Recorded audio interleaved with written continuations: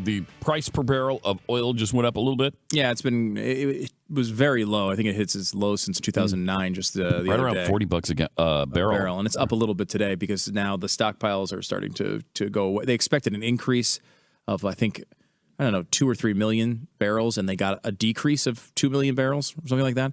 So that's kind of shocking, I guess, to the market. But how it relates to actual, your life is gas prices have obviously been pretty low recently. And there's so much disagreement on what's going to happen next with oil prices in that, there are a lot of people saying it could go down as low as $20 a barrel, which is, basically half price of what you're paying now. And then there's several experts, one of which I saw specifically mention within the next 2 years, they expect oil to hit $150 a barrel.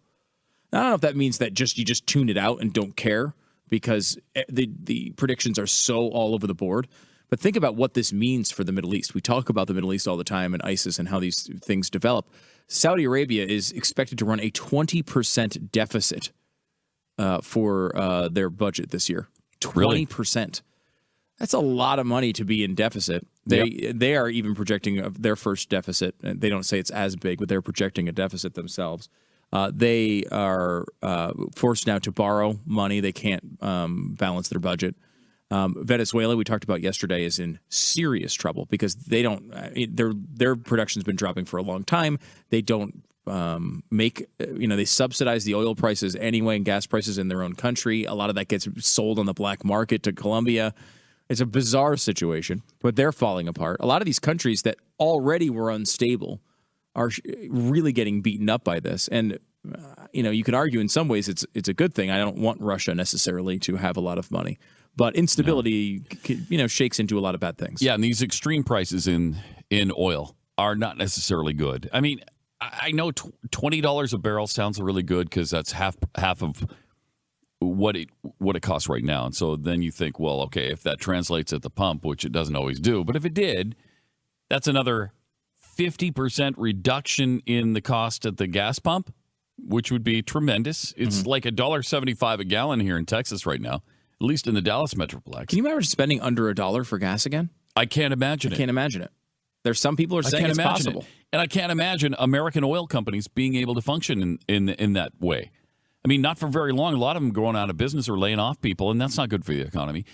Conversely, though, $150 a gallon would be horrific, too. I mean, that's just catastrophic for the economy and for people. So I kind of want somewhere in between. Look at you. I know. You're just like the Mr. Let's have something, moderate happen here. You are a moderate. That's Pat Gray. When I think of Pat Gray, I think moderate. Right? I never know how you feel about things. I know, because I'm moderate. It's too hot, too cold, just right. Just right. Just right for Pat Gray. Right. But I don't know. It's going to be interesting to see what happens with it because that used to be the thing that drove every election result. What are gas prices right now? That used to be the only thing they talked about in the media, what gas prices were. Well, they got really high with Obama. They stopped that, and they have not really gone back to it now. Well, not until there's a Republican in office. Then they'll go back to it. Yeah, because if it does hit $150 a barrel in 2017, guess who's going to get blamed for it if there's a Republican president? The Republican president. Ted Cruz. He'll be blamed. Well, he hasn't actually won the nomination yet. No, he's going to. Or the election. Right, but that will happen. That's a foregone conclusion. It is.